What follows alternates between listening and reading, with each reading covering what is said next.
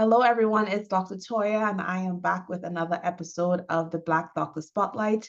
And today I am so honored to be joined by Dr. Funke Afolabi-Brown. She is a board certified pediatric pulmonologist and sleep medicine physician, and she's also the founder of Restful Sleep MD. Thank you so much for joining, Dr. Funke. Welcome. Thank you so much for having me, Dr. Toya. You know I'm a fan. Oh, thank you. Yes, I just want to get right into it. Tell me, what is Restful Sleep MD? What is your program about? So Restful Sleep MD came from a place of compassion based on just some of the experiences I'd had as a mom, as a physician, as a friend, as a colleague who had experienced a lot of sleep issues. Yeah. And realized that a lot of the problems that we as high achieving women encounter is because we're exhausted. We are tired all the time. And then when we get into bed and try to sleep, first of all, we hardly get a chance to get into bed. And then when we get into bed, our minds just turn on and it's racing. And so the cycle repeats itself. We're cranky. We don't make the best choices. We yell. And so I had walked that walk during even right from training and also even as a physician. And I was telling people, prescribing, yeah, you need to get 7 to 9 hours of sleep. I wasn't doing it myself, right? Right. And so I realized I needed to, first of all, change me. And so the skill set was getting the training to be a sleep physician. And then I came back and really realized the work that I had to do has to leave the four walls, cannot stay within the four walls of my clinic space. And so the work I do now is speaking. Think of me like your sleep evangelist. I love it. I So love I it. do a lot of speaking about why you need to prioritize sleep. I have a one-on-one coaching program as well, and I help create courses around sleep. Again, my passion is for women, busy, tired women. And sometimes, or many times, they come with their kids. Right. Because kids' sleep impacts mom's sleep most of the time as well, right? Really, a lot of that work is focused around mom's sleep and then their child's sleep. I tell you, I've known Dr. Funke for a while, and every time I hear you speak of what you do, it's like, I do this, and this, Latoya. I'm talking to you. I am like your ideal client. Let me tell you, because it is such a common thing. It's not something that you don't have a small group that you're treating. There's so many of us that fit exactly that model that you're talking about. High achieving, and you get in the bed, you could be exhausted to the bone. And then the mind just goes on. And it's like all of the things, just even the processing of all of the things, it just keeps you awake. I mean, when I hear 7 to 9 hours, I'm just like, really? Really 7 to 9 hours? Is that for real? Oh man, it is a real thing. Yes, it is. But I think one of the things we have to realize, and the way I make this analogy is think of sleep like your shoes, right? Mm-hmm. If you wear size 9 and Mm-hmm. someone tries to get you to wear a size 10, what are you going to do? You're going to sleep and fall. You're going to trip over yourself, right? If you wear a size 9 and someone's trying to cram your feet into a size maybe 8.5 or 8, you'll be okay for a minute, but after a while, it starts to get uncomfortable. Yeah. That's exactly what happens with our sleep. So 7 to 9 is sort of a recommended range based on the National Sleep Foundation sampling like lots and lots of people. Everybody is different. So Right. honestly, I think it's such a personal thing. Mm-hmm. Most people will be around there. Some people may be okay with about 7 hours. Some people may need that full 9 hours.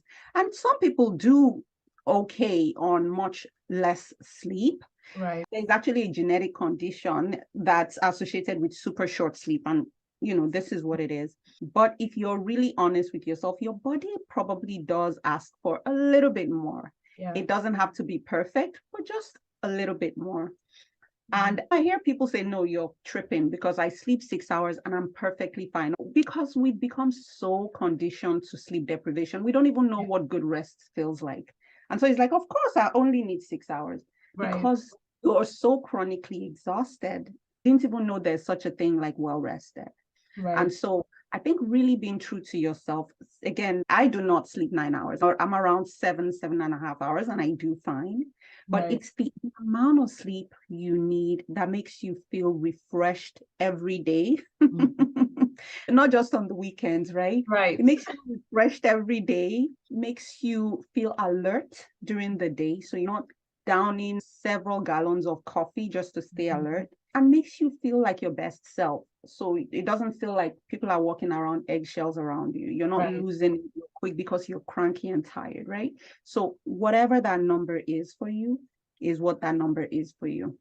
Gotcha. If you have your busy professional woman out there and she's like, I get 6 hours if I'm lucky, right? Give us one or two tips. Like, what do you do to help us get more sleep? Mhm. I should have mentioned this as well when people come in with the 7 to 9 hour question. Is there's several parts of sleep we look at. We look at numbers a lot, but then that's a quantity of sleep, right? The sleep Right. quantity matters, but then the sleep quality matters. Mm. And between you and me, I would rather you tell me, listen, I get 6 hours of super high quality sleep Mhm. than 8 hours or 9 hours of very crappy sleep. Right. So I don't want us to just focus on the number. I want us to make sure we're getting good quality sleep, and that the timing of our sleep also aligns with our circadian rhythm. So you're going to sleep around when you're most likely going to fall asleep, and you're going to stay well rested. So I would say, again, any little bit Mhm. adds up. If we're getting 6 hours of sleep, but say on a vacation, you're away on the week, your body is like, oh gosh, Yeah. 7 hours or 7 hours. That's Yeah. probably where you should be. That's probably what you should be getting. But then life gets away Yeah. from us and things like that. So the best way, I would say, the first place to start is with our mindset. Like when we are so busy that we're not getting enough sleep, we're too busy. Yeah. And so I would say that's where we start. And then looking and saying, how am I going to plan my day? How am I going to plan my life? How am I going to set boundaries? How am I Mhm. going to get the help I need? How am I going to get the guidance, the coaching I need to be able to prioritize my sleep? So that's usually the first place to start, because everything else becomes a band-aid. So that's that being said, practically as you work on that, because I think that's a big piece, is adding any little amount. So if it is, you know what, I do indulge in connecting through social media in the evening, and I Right. realize it takes up 2 hours of my evening. And so because of that, I'm sleeping only 6 hours. Maybe Yeah. let's do 1 hour, 45 minutes Right. with that, right? So Right. don't feel like, oh, since I can't get 8 hours, I'm not going to try. I Mm. promise you, 6 hours, 10 minutes, 6 hours, 15 minutes is better than nothing. So Right. start with that, start in little increments. Plus, if you've been sleeping 6 hours and then you get into bed and you're like, I'm going to sleep 9 hours now, your body is just not used to it. So it may be a struggle for you. So I would say don't even do that. Just add a little, a little, a little. So that's one. And then the more important thing I would say is really focusing on the quality. Okay, this is what I have right now. I'm working on expanding it. I'm working on getting more sleep, right?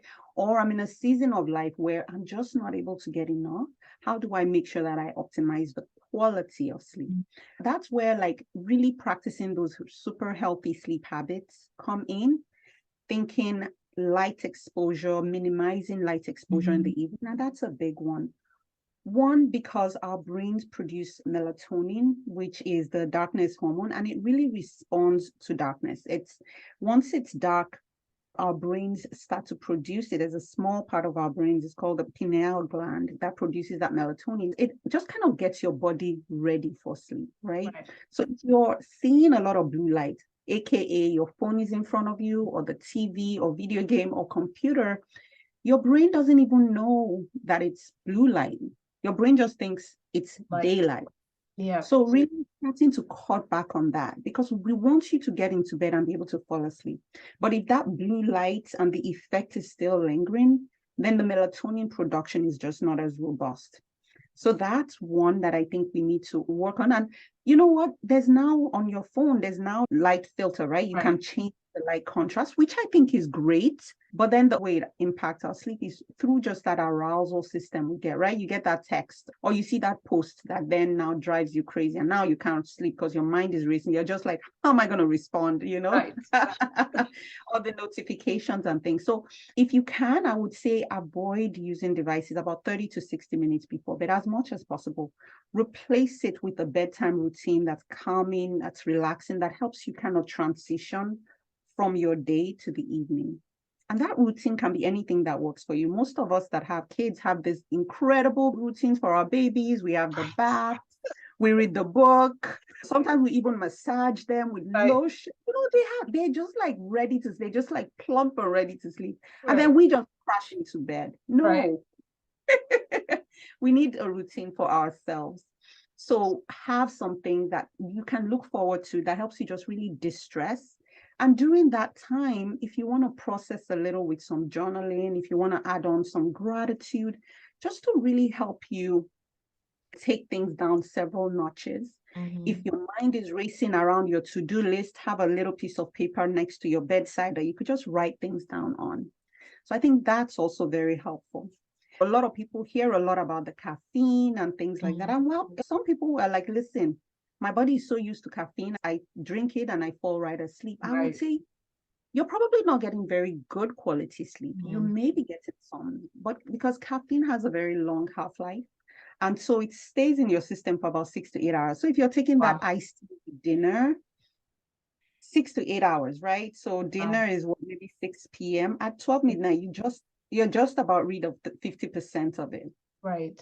And what it does is you may be so exhausted that you fall asleep, but you really lose that deep, high quality sleep. Again, remember, we're working with a little bit of sleep now. Right. We don't want that sleep to be crappy. Right. So I think that's also important. So if you're going to take caffeine, first of all, if you're taking it just for pleasure, that's okay. But if you're taking it sleep deprived, then, you know, we have a whole different conversation. But then I would say if you're going to use it, drink it till about 12 noon or 1 or so. Drink a lot of water as well to stay hydrated. So that way you have as much of it out of your system as possible. Wow. So those are just a few things I would say. A few things. That was a lot. That was a lot of excellent There were just three. And this is why I love hearing you speak about the passion that you have for helping people get better sleep, just exudes from every part of your body. And I love to hear it. Because that was not a little bit of information. That was like a gold mine. Thank you for that. And I feel like it's just so important. You know, tell us, when we get the low quantity, low quality, what are some of the health issues that we may see manifesting in our bodies? Yeah, I start from the top to the bottom. Sleep affects pretty much every part of our system. So one role, and this was discovered probably 5 years ago now, not that long ago, we found out that there's a system of cleansing that our brains undergo when we sleep. It only happens when we sleep. Wow. It's called the lymphatic system, so the G lymphatic system. And essentially what's going on is the channels, those channels in your brain, when you're sleeping, sort of open up and sort of wash. Can you imagine that while you're sleeping? So when you're not sleeping, it's not. So think of it like a kitchen sink. And then you wake up and you pile on more crap because you're awake, right? So all that is going to cause, long term has been shown to contribute to Alzheimer's, because some of those deposits that stay on top of our brain that we're not able to get rid of stays on, and is part of what's been shown to be part of the causes of Alzheimer's. So almost immediately you start to feel that fog, right? You're just not with it. You may feel like short-term memory might be an issue, your mood, the crankiness. I always say, think of us, even as adults, like that 2-year-old in the grocery store that wants a giant lollipop and is throwing the biggest tantrum. That's exactly how we feel. Right. Hopefully we're not throwing ourselves on the floor in a tantrum. Let's hope. But you want to do it. Right. Because you're so tired, right? So that's one. And then mood is off. Anxiety and depression have been tightly linked to sleep deprivation and insufficient sleep and sleep disorders. And then just even our physical health. Heart health is really something, a lot of heart disease, hypertension, increased risk of strokes. In terms of our metabolism too, there's been studies now that show that you're at risk for obesity, you're at risk for having diabetes. All those things have been closely linked to insufficient sleep. And then I just think about even medical errors. For those of us in the medical community, there's a staggering amount of medical errors that have been very much related to drowsy decisions or decisions made by providers, doctors, or other providers who are sleep deprived. Right. So we're talking now public safety. So not just you, but then those around you, right? I would never want to go on a flight with a pilot that's sleep deprived, right? Yeah. That's less than And ideal. so, yeah, exactly. Drowsy driving is very common. And so the same way we don't want to share the road with someone who's driving drowsy, because when you drive drowsy, your impulses are slower. You're less likely to hit the brakes, or you're more likely to hit them really fast. Your response time is off.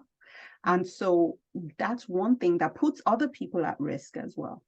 So not to be a pessimist, a lot of bad things can happen if we don't sleep well, but the good thing is we can sleep well. Right. Yeah. Oof. That makes me. No, that's not the thought. That's not the plan. It's just to kind of help you sit up and say, okay, I guess I should. Yes, and I've definitely, since I have known you, I've definitely taken the biggest one, and I feel like a lot of people could relate, is social media on the phone. Yeah. Stopping before bed significant amount of time, because you're right. You're scrolling, you see something crazy, then you're all riled up. Or, it's just so many things, but it is really important. And like you mentioned, a lot of those chronic conditions are particularly prevalent in the Black community, right? Yeah. So we want to make sure that we're doing everything we can to improve our sleep so that things that we're already predisposed to, for whatever reason, systemic or otherwise, it just sets us up better to deal with it in the long run. Absolutely. Absolutely. It's so important you mentioned that studies have shown as well.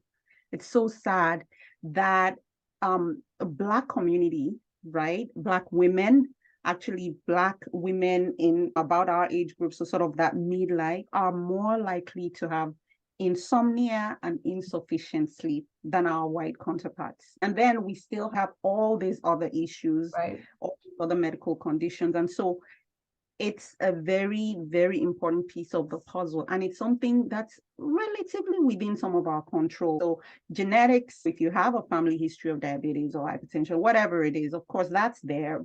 But then whatever little you can do, I think will make a difference. Yeah. Yeah, definitely. I'll be working on it. I'm going to take a nap right after this.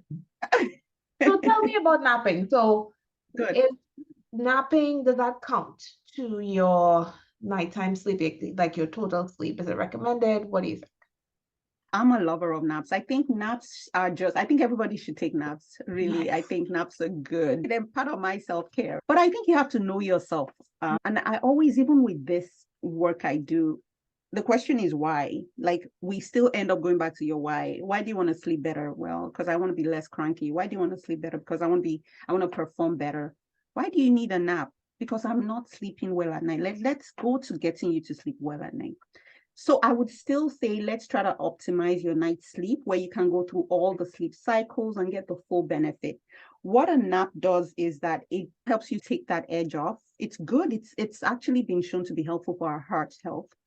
If you are not getting enough sleep, please, and you need to drive, you need to make a critical decision, or you're just hitting a wall, then do take a nap.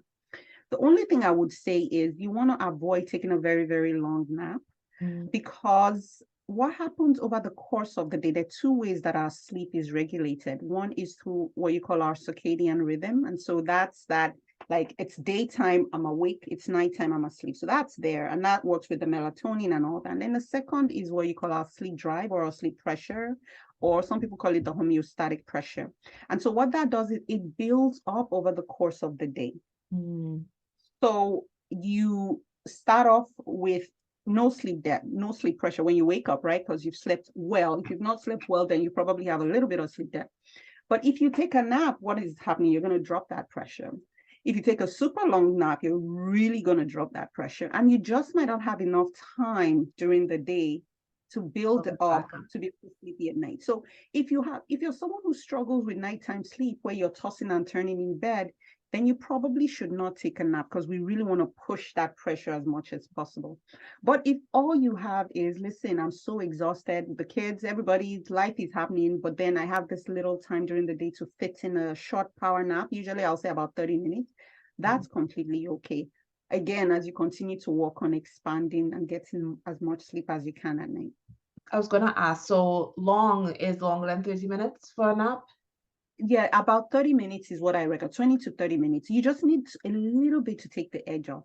Actually, if you'll notice, I'm sure you've experienced this, if you take a super long, like 3-hour nap, you wake up and you feel worse. Sometimes you're like, why did I do that? Yeah. Because we get into what you call sleep inertia. So it's almost like partial. It's just not as restorative.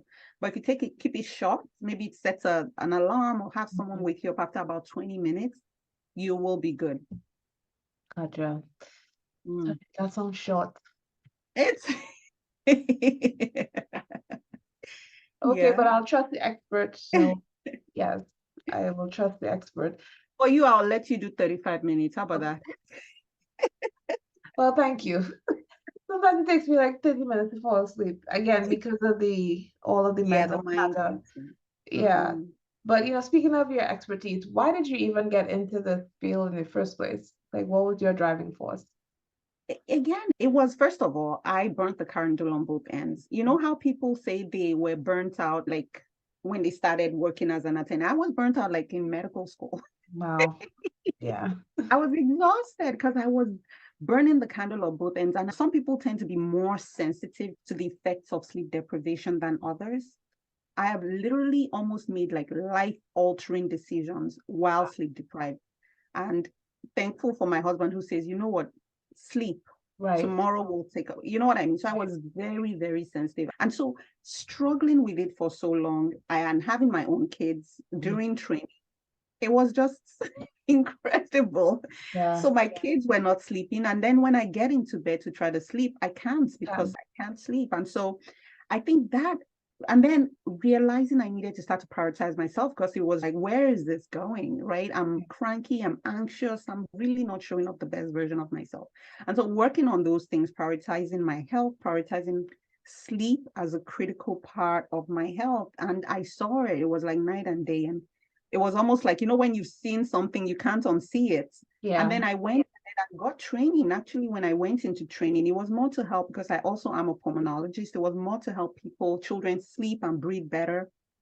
But then it was like can of worms now, because the Yeah. science now made so much sense. Because in medical school, nobody really teaches us about sleeps, right? So it was when I went in, immersed myself a year in training, understanding the science, understanding the actual consequences, understanding how our body works and how critical sleep is to all our body functions.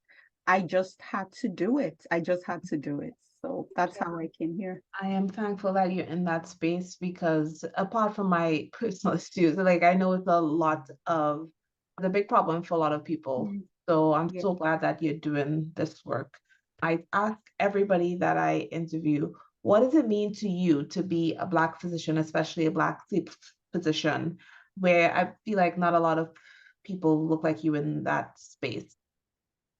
Yes, you're right. And it was interesting. I was just writing up an article for someone, and I don't take it lightly at all. I Mhm. consider it a great honor because, like you said, being a Black physician that's also a sleep physician, there's just not too many of us. And then being someone who's really working around helping women understand how sleep is important and making sleep attainable for them, Yeah.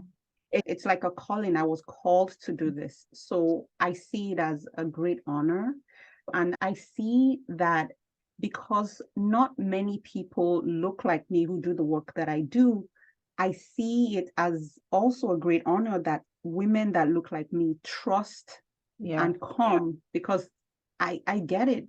I get it. I get what it feels like to have those sort of microaggressions and all those experiences, and then you take them all to bed with you. I get it. I get what it means to balance or juggle all those balls in the air while trying to put a smile on your face and food on the table. I get it. It's not something I take lightly, and I just consider it truly an honor.